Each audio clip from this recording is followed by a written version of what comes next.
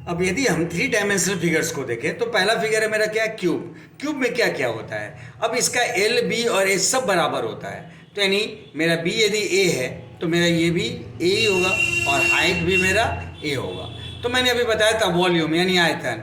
आयतन क्या होता है, आयतन होता है मल्टीपल ऑफ डायमेंशंस, यानी ए इंटू ए, तीनों डायमेंशन को आप गुना कर दीजिए, ये इसका क्या हो जाएगा आयतन, और यही बन जाता है ए क्यूब, जिसको हम लोग क्या बोलते हैं, भुजा क्यूब।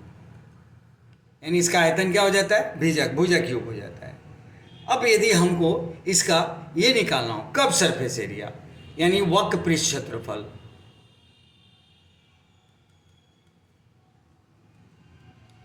वक्र पृष्ठ क्षेत्रफल में क्या होता है कि ये जो है ये सिर्फ चारों जो खड़ी दीवारें हैं इन्हीं का हम क्षेत्रफल निकालते हैं, इसमें ना तो आधार का और ना ही शीर्ष का हम निकालते हैं, यानी चारों खड़ी दीवारें। आपको पता है इसमें सब में डायमेंशन अलग अलग है, यानी ये डायमेंशन एक ही है, तो यानी एक एरिया यदि एक भुजा का सतह यानी एक सतह का यदि हम निकालें तो क्या निकलेगा, ए इंटू ए। और ऐसे कितने सतह हैं, सब बराबर हैं, 1 2 3 4, यानी ये चार दीवार जो हैं ये चार दीवार होता है, तो इसमें हम 4 से गुना कर देते हैं, तो इसका जो वक्र पृष्ठ क्षेत्रफल बनता है वो क्या हो जाता है 4a स्क्वायर, यानी 4 गुना भुजा स्क्वायर ये मेरा बन जाता है। क्योंकि एक दीवार का क्षेत्रफल क्या होगा, भुजा गुने भुजा यानी भुजा स्क्वायर, और ऐसे 4 दीवार हैं तो चारों का चूंकि क्षेत्रफल बराबर होता है तो इसीलिए 4a स्क्वायर हो जाएगा। यदि हमको कहता है कि सबसे लंबे रखे जाने वाले छर, तो सबसे लंबा रखे हुए जाने वाला छर क्या होता है, उसका विकर्ण होगा, और विकर्ण बराबर क्या होता है रूट अंडर ए स्क्वायर प्लस ए स्क्वायर प्लस ए स्क्वायर। इसमें 3 डायमेंशन है, तो हम क्या करेंगे, अब ये मेरे को मिलेगा 3a स्क्वायर। अब इसमें से यदि हम इसको बाहर निकालेंगे तो ये √3 जो है रूट में ही रह जाएगा, और ये आ जाएगा √3a, यानी इसी को हम लोग बोलते हैं √3 गुने भुजा। बस यही इसके सारे फार्मूला का खेल है। यदि समझते हैं वक्र पृष्ठ किसको कहते हैं तो आप इजीली निकाल लेंगे, आपको याद हो या ना हो। आपको एक दीवार का क्षेत्रफल पता है, एक दीवार में 2 डायमेंशन है, तो गुना करा दीजिए 2 डायमेंशन का, एक दीवार का क्षेत्रफल निकल गया, और उसमें 4 से गुना कर दिए तो चारों दीवारों का निकल गया, क्योंकि चारों दीवार इसके बराबर ही होते हैं। अब यदि हम देखें घनाभ का,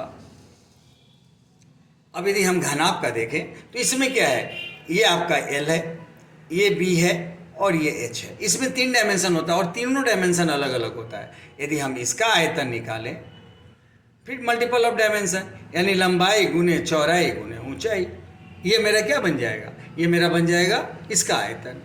अब यदि हम इसका वक्र पृष्ठ क्षेत्रफल निकालें,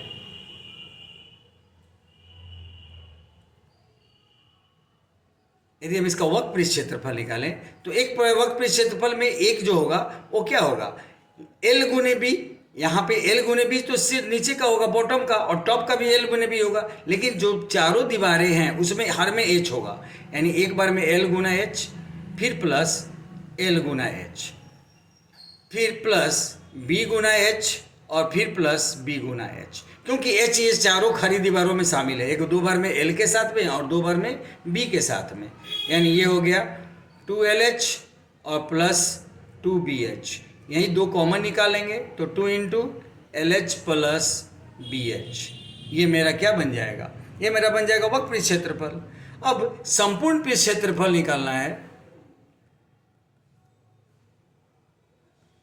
संपूर्ण पृष्ठ क्षेत्रफल, तो इसमें ये जो चारों दीवारों के क्षेत्रफल है 2 इंटू LH प्लस BH, इसमें हम क्या करेंगे, इसमें हम छत का क्षेत्रफल और फर्श का क्षेत्रफल यानी दोनों जोड़ देंगे, यानी इसके फर्श का क्षेत्रफल प्लस आधार का क्षेत्रफल, फर्श का क्षेत्रफल प्लस छत का क्षेत्रफल यानी टॉप का क्षेत्रफल, ये बॉटम का क्षेत्रफल और एक छत्र का क्षेत्रफल हम इसमें ऐड कर देंगे, तो क्या आएगा, ये आएगा 2 इंटू LH प्लस BH और प्लस ये होता है L इंटू बी और प्लस फिर L इंटू बी, तो यही हो जाता है। इसमें से 2 आप जोड़ लेंगे तो क्या बन जाएगा, ये 2 इंटू LH प्लस BH अब प्लस ये हो जाएगा 2LB, LB प्लस LB को जोड़ेंगे तो क्या आ जाएगा 2LB। बस यही तो फार्मूला बनता है। आपको नहीं भी याद है तो आप ऐसे करके निकाल लीजिए, किसी भी क्वेश्चन का सॉल्यूशन आप कर सकते हैं। आपको फार्मूला याद भी नहीं है, आपको पता है कि कर्व सरफेस किसको कहते हैं, तो निकाल लीजिए, क्योंकि कर्व सरफेस में हर बार में क्या होगा, एच शामिल रहेगा, 2 बार में लंबाई के साथ 2 बार में चौड़ाई के साथ। अब संपूर्ण क्षेत्रफल तो एक बार छत का भी क्षेत्रफल जोड़ दीजिए और एक बार में फर्श का भी क्षेत्रफल जोड़ दीजिए, ये हो जाता है। यदि इसी का हम यदि विकर्ण निकालें, इसी का यदि हम विकर्ण निकालें तो विकर्ण क्या हो जाएगा, root under L square plus B square plus H square, बस ये इसका विकर्ण हो जाएगा। यानी आपसे कई बार पूछ देता है सबसे लंबे रखे जाने वाले छड़ की लंबाई क्या होगी, तो आपका वो क्या होता है, वो विकर्ण होता है। यदि अगला फिगर यदि हम देखें तो अगला फिगर मेरा क्या है, बेलन है यहाँ पे। अब बेलन का सबसे पहले इसका आयतन, तो सबसे पहले इसमें हम देखते हैं कि इसमें कौन कौन से डायमेंशंस हैं। यदि आप इसका डायमेंशन देखेंगे तो एक बार आर यहाँ है, एक बार आर यहाँ है और एक क्या है, एच है। तो यदि हम इसका आयतन देखें तो आयतन क्या होगा, आर गुना एच, यानी ये मिला हमको आर स्क्वायर एच। और मैंने बताया था कि जब भी वृत्ताकार सरफेस हो, कोई भी सरफेस यदि वृत्ताकार है यदि किसी भी फिगर में, तो उसमें पाई से भी गुना करना है। तो यानी इसका आयतन क्या बन जाएगा, पाई गुना आर स्क्वायर एच, यही फार्मूला बन जाता है, पाई आर स्क्वायर एच। अब यदि इसका वक्रपृष्ठ क्षेत्रफल निकालना है, वक्रपृष्ठ क्षेत्रफल, तो वक्रपृष्ठ क्षेत्रफल यानी इसका जो वर्टिकल सरफेस है, तो वर्टिकल सरफेस में हम क्या करेंगे, ये जो गोलाई है और ये गोलाई यानी आधार की गोलाई में,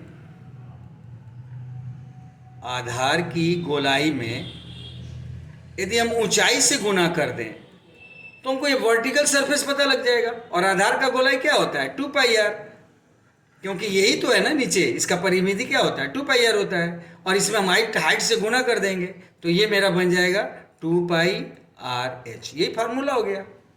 अब यदि इसका हम संपूर्ण पृष्ठ क्षेत्रफल निकालें, अब संपूर्ण पृष्ठ क्षेत्रफल में क्या होगा,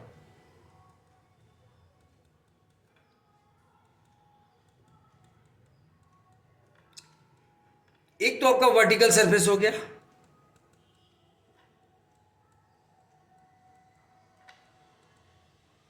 इसमें हम जोड़ देंगे टॉप का वृत्ताकार सरफेस, यानी टॉप का एरिया, और फिर नीचे जोड़ देंगे बॉटम का एरिया, बस हो गया। ये पूरे फिगर का यही तो सारा एरिया था, सबको हम जोड़ देंगे। अब ये मेरा वर्टिकल सरफेस मेरे पास में क्या आया था, अब जो ये वर्टिकल सरफेस मेरे पास में आया था 2 पाई आर एच, और टॉप का एरिया क्या है, वृत्ताकार है, वृत्त है, और वृत्त का क्षेत्रफल होता है पाई आर स्क्वायर, प्लस बॉटम भी मेरा वृत्त है और वृत्त का क्षेत्रफल होता है पाई आर स्क्वायर। यानी इसको आप सॉल्व करेंगे 2 पाई आर एच और प्लस ये 2 पाई आर स्क्वायर। अब इसमें से 2 पाई आर कॉमन निकाल लिया जाता है, और 2 पाई आर कॉमन निकाल लेंगे, 2 पाई यहाँ पे 2 आर को कॉमन निकालेंगे, 2 पाई आर को, तो यहाँ क्या बचेगा, एच, और यहाँ बचेगा आर। बस यही तो फार्मूला होता है। यदि आपको याद भी नहीं है तब भी आप इंडिविजुअली सबको निकाल लीजिए। आप अलग अलग पहले इसका क्षेत्रफल निकाल लीजिए, पाई आर स्क्वायर होता है, ये भी इसका क्षेत्रफल निकाल लीजिए, पाई आर स्क्वायर होता है, और ये हो जाएगा 2 पाई आर में एच तक, यानी 2 पाई आर एच, सबको जोड़ दीजिए, आपका निकल जाएगा संपूर्ण क्षेत्रफल बेलन का। 3 डायमेंशनल का यदि अगला फिगर लें तो अगला फिगर मेरा क्या है, कोण या शंकु। सबसे पहले इसमें क्या होता है, इसका आयतन,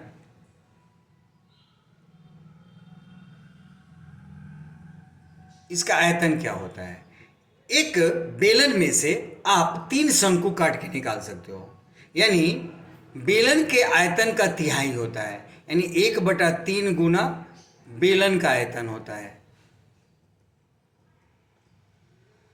क्यों होता है, क्योंकि आप एक बेलन में से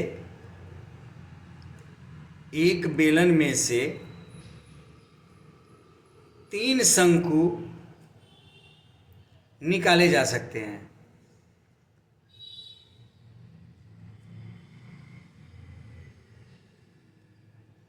ठीक है ना, और सबका वॉल्यूम बराबर होगा। 3 शंकु कैसे निकाले जाते हैं, जैसे मेरे पास में एक बेलन है,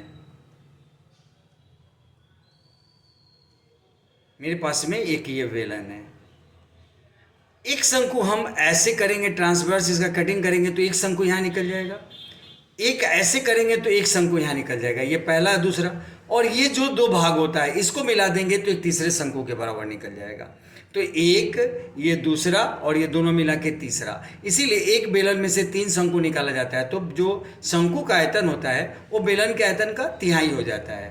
तो अब ये आयतन क्या बनेगा, 1/3 और बेलन का आयतन होता है पाई आर स्क्वायर एच। तो ये मेरा फार्मूला बन जाता है 1/3 पाई आर स्क्वायर एच। अब यदि हम इसका वक्रपृष्ठ क्षेत्रफल देखें, वक्रपृष्ठ क्षेत्रफल,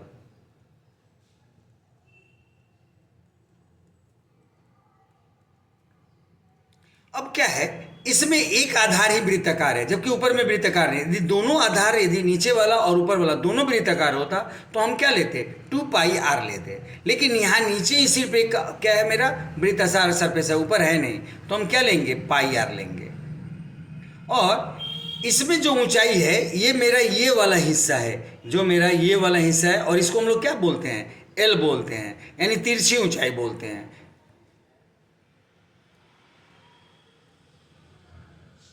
यानी जो मेरा वर्टिकल सरफेस है वो मेरा वर्टिकल सरफेस क्या है, ये वाला हिस्सा है जिसके ऊपर हम लोग हाथ घुमा सकते हैं। तो ये मेरा वर्टिकल सरफेस है। हाइट तो इंटरनल हो जाएगा, आउटरनल में क्या आएगा, मेरा स्लैंट हाइट आएगा, यानी तिरछी ऊंचाई आएगा। तो वक्रपृष्ठ क्षेत्रफल में, और चूंकि एक ही सरफेस जो है वो वृत्ताकार है, ऊपर वाला सरफेस वृत्ताकार नहीं है, तो इसीलिए हम πr लेते हैं और इसका वक्रपृष्ठ क्षेत्रफल हो जाता है πr/l। अब यदि हम इसका संपूर्ण पृष्ठ क्षेत्रफल लें,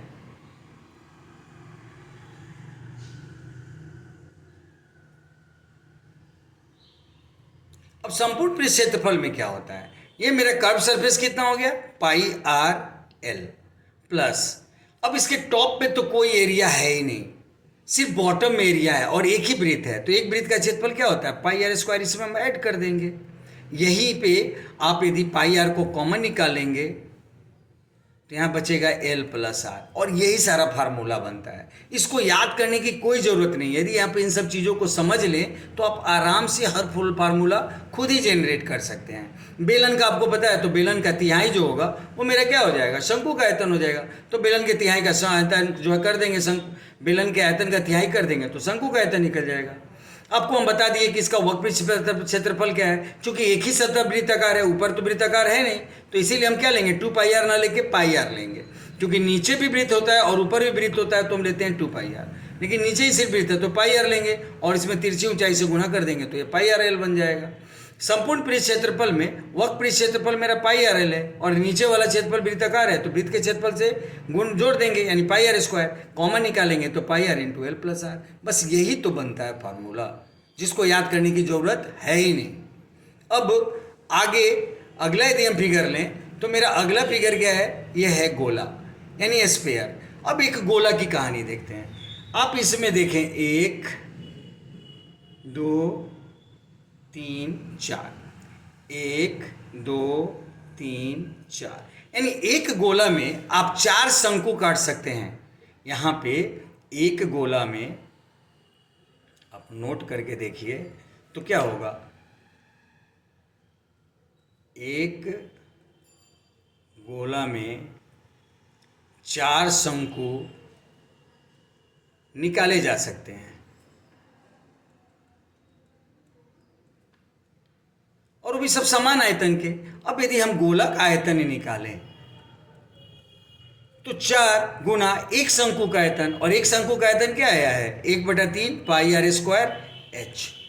यानी इसको अब सॉल्व करेंगे तो ये बन जाएगा 4/3 πr²h। और आपको पता है कि इसका r जो है, h भी r ही होता है और r तो r ही होता है, यानी हमेशा r बराबर h के होता है। अब यहाँ h के जगह हम r रख देंगे तो क्या बन जाएगा, 4/3 πr³, यानी r×r² में r से गुना करेंगे तो πr³ बन जाएगा। बस यही इसका फार्मूला होता है। अब यदि इसका आप निकालते हैं, इसमें एक ही सरफेस होता है, 2 सरफेस तो होता नहीं है, जो वर्टिकल और सरफेस, तो इसका हम सीधा सरफेस एरिया निकालते हैं, यानी हम इसका क्या निकालते हैं, पृष्ठ क्षेत्रफल। इसमें अलग अलग 2 सरफेस होते ही नहीं है। तो पृष्ठ क्षेत्रफल आपको पता है, हर शंकु का आधार क्या होता है, वृत्ताकार होता है। चूंकि पृष्ठ क्षेत्रफल में हमको क्या है, हर शंकु का आधार होता वृत्ताकार होता है, यानी 4 गुने शंकु के आधार का क्षेत्रफल, 4 गुने शंकु के आधार का क्षेत्रफल, यानी 4 गुने शंकु का आधार वृत्ताकार होता है, यानी πr², यानी ये बन जाता है 4πr²। चूंकि आपको पता है, हमेशा यहाँ पे आप एक नोट करके लिख लीजिए क्या, तो शंकु का आधार वृत्ताकार होता है। शंकु का आधार जो होता है, आधार वृत्ताकार होता है। बस एनफ है। एक वृत्त का जब क्या होता है, पाई आर स्क्वायर, और ऐसे 4 वृत्त है हर शंकु के, 4 शंकु है तो चारों के बीच में क्या है, आधार पे पाई आर स्क्वायर है, तो 4 गुने पाई आर स्क्वायर कर देंगे तो क्या हो गया, 4 पाई आर स्क्वायर इसका क्षेत्रफल हो गया, या पृष्ठ क्षेत्रफल हो गया।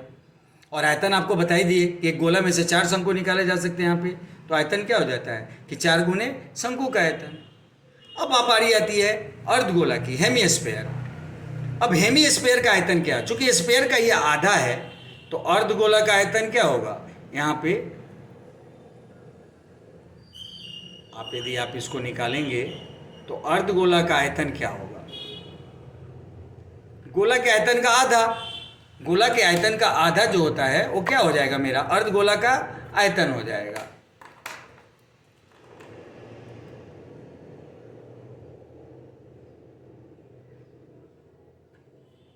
अब गोला का आयतन मेरे पास क्या था, आधा से गुना कर देंगे हम किस में, गोला के आयतन में, और गोला का आयतन था मेरा 4/3 पाई आर क्यूब। 2 से 2 कैंसिल हो जाएगा और ये आपको मिलेगा क्या, 2/3 पाई आर क्यूब। ये हो जाएगा अर्धगोला का आयतन। यदि इसका पृष्ठ क्षेत्रफल आप निकालेंगे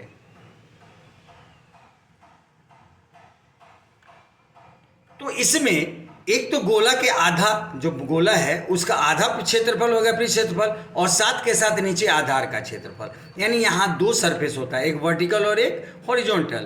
तो यहाँ पे वर्टिकल सरफेस और प्लस हॉरिजॉन्टल सरफेस। ये दोनों होगा। और वर्टिकल सरफेस क्या होगा, गोला के सरफेस का आधा, और गोला का सरफेस क्या होता है 4 पाई आर स्क्वायर, और इसका हम आधा कर देते हैं। अब प्लस आधार, हॉरिजॉन्टल सरफेस क्या है, एक वृत्त है, तो वृत्त का क्षेत्रफल क्या होता है पाई आर स्क्वायर। ये 2 से 2 कट जाएगा, यानी 2 पाई आर स्क्वायर में पाई आर स्क्वायर जोड़ेंगे तो ये क्या हो जाएगा, 3 पाई आर स्क्वायर हो जाएगा। बस ऐसे ही तो सारा फार्मूला निकलता है। आप इजीली यदि इन सब चीज़ों को समझ जाएं तो आप कोई भी फार्मूला खुद से लिख सकते हैं, आपको कोई भी चीज़ याद करने की ज़रूरत है ही नहीं। ये 2-4 बार के प्रैक्टिस के बाद आप खुद से निकाल सकते हैं इजीली।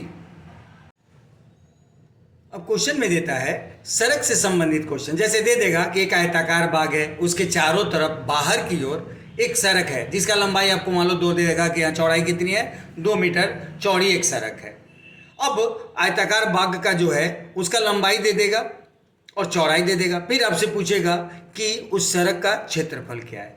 या एक आयताकार भाग है, उसके अंदर की तरफ 2 मीटर चौड़ा एक कॉरिडोर बनाया गया है लोगों के घूमने के लिए, तो पूछेगा फिर शेष भाग का जो है सड़क को छोड़कर शेष भाग का क्षेत्रफल क्या होगा। ये बहुत ही सोचने वाली बात है। अब यहाँ पे क्या है, यदि हम मानते हैं इसमें कि सड़क, यदि पहले कंडीशन में यदि सड़क बाहर की ओर है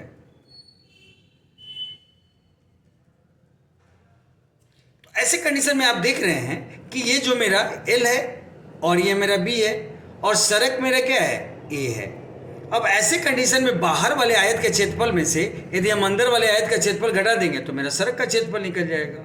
अब क्या होता है, बाहर वाले आयत का क्षेत्रफल क्या होगा, L में इधर भी A बढ़ेगा और इधर भी A बढ़ेगा, यानी L + 2A, और इनटू B में भी इधर भी A बढ़ेगा और इधर भी A बढ़ेगा, यानी B + 2A। बस ये बाहर वाले आयत का क्षेत्रफल हो गया। अब इसमें से हम अंदर वाले आयत का क्षेत्रफल घटा देंगे, L × B, तो ये मेरे पास क्या निकलेगा, ये मिल जाएगा रास्ते का क्षेत्रफल। बस यही तो कहानी है इसमें समझने की, और कुछ नहीं। यदि मान लेते हैं कि बाहर वाला फिगर L है, जैसे यहाँ पे यदि आपके सामने एक फिगर ऐसा दे देता है, एक आयताकार पार्क है जिसका लंबाई और चौड़ाई दिया हुआ है, इसके अंदर में दे रखा है कि एक कॉरिडोर बनाया गया है लोगों के घूमने के लिए, और उसकी चौड़ाई मान लो कि आपको दे रखा है A मीटर, और तब पूछता है कि सड़क को छोड़ के शेष भाग का क्षेत्रफल क्या होगा। तो उसमें क्या करते हैं, कुछ नहीं है, शेष भाग का क्या होगा, अंदर वाले आयत का क्षेत्रफल हमको निकाल लेना है, और आयत वाले आयत का क्षेत्रफल क्या होगा, L में से दोनों बार, यानी इधर से भी A और इधर से भी A कम कर देंगे, और इनटू बी में भी दोनों तरफ से कम कर देंगे, इधर से भी ए और उधर से भी ए, यानी 2a कम कर देंगे। तो जो ये एरिया आएगा वो एरिया क्या हो जाएगा, सड़क को छोड़कर ये वाले भाग का क्या होगा, एरिया हो जाएगा। बस ऐसे ही आपको ये चीज़ समझना है और सॉल्व कर लेना है, कुछ भी नहीं, कोई फार्मूला नहीं, किसी चीज़ का चक्कर लगाना ही नहीं है। बस आपको ये समझना है कि L इंटू बी में कौन सा L हमको चाहिए, कौन सा B चाहिए। सेम चीज़ हम यदि आप दे दिया वर्गाकार सड़क है तो इसमें भी यही चीज़ होगा। अब वर्गाकार सड़क है तो इसका मान लो कि अंदर में ये और ए है, इसके बाहर जो है वो 2 मीटर मान लो कि एक चौड़ी एक सड़क बनाई गई है। अब यदि पूछता है हमसे सड़क का क्षेत्रफल, तो बाहर वाला आयत क्या हो जाएगा, बाहर वाला आयत हो जाएगा a+2 और इसमें चौड़ाई से गुणा कर देंगे यानी वो भी a+2 हो जाएगा, और उसमें से हम घटा देंगे a इंटू ए, तो हमको क्या निकलेगा, ये निकल जाएगा मेरा सड़क का क्षेत्रफल। सेम केस ऐसे ही यदि बाहर वाला दिया हुआ है तो हम घटा देंगे ए और ए, तो हमको निकल जाएगा अंदर वाले भाग का क्षेत्रफल। बस ये सिर्फ समझने की चीज़ है और कुछ इसमें होता नहीं है। यदि वृत्ताकार है, मान लीजिए वो सड़क वृत्ताकार है, ये मेरा रेडियस दे रखा है यहाँ से यहाँ तक r है, और मान लो कि सड़क की चौड़ाई 2 मीटर दे रखा है। अब यहाँ 2 वृत्त बनता है, एक बाहरी वृत्त और एक अंदरूनी वृत्त। यदि हमसे कहता है कि सड़क का क्षेत्रफल बताने के लिए, तो बाहर वाला वृत्त का क्षेत्रफल क्या होगा, पाई, और r मेरा हो जाएगा r+2, तो इसका square pi R square, minus अंदर वाले क्षेत्रफल घटा देंगे पाई आर स्क्वायर को। बस ये मेरा क्या आ जाएगा, ये मेरा निकल जाएगा सड़क का क्षेत्रफल। यदि ये सड़क अंदर की तरफ रहे तो पाई आर स्क्वायर में से हम ठीक उल्टा घटा देंगे, क्या, r-2 को घटा देंगे स्क्वायर को, तो मेरा क्या निकलेगा, अंदरूनी भाग का क्षेत्रफल निकल जाएगा। बस आपको यही सारा कॉन्सेप्ट अप्लाई करना है, कोई फार्मूला याद करने की ज़रूरत नहीं है। आपको यदि ये मेरा तरीका पसंद आया हो फार्मूला निकालने का, तो आप यदि कमेंट बॉक्स में हमें बताएंगे तो हम आपको अलजेब्रा का फार्मूला भी खुद से जनरेट करना हम सिखा देंगे। कोई भी फार्मूला आपको याद करने की ज़रूरत नहीं होगी। आप कमेंट बॉक्स में ये ज़रूर बताएं कि ये तरीका आपको पसंद आया है नहीं। यदि ये तरीका आपको अच्छा लगा, मेरे समझाने का तरीका, फार्मूला जनरेट करने का तरीका यदि आपको अच्छा लगा हो, तो आप हमको कमेंट बॉक्स में ज़रूर बताना। मैं आपको अलजेब्रा के भी फार्मूला निकालने के सारे ट्रिक्स और सारे जो भी अलजेब्रा का फार्मूला कैसे जनरेट होता है वो मैं आपको सिखा दूंगा।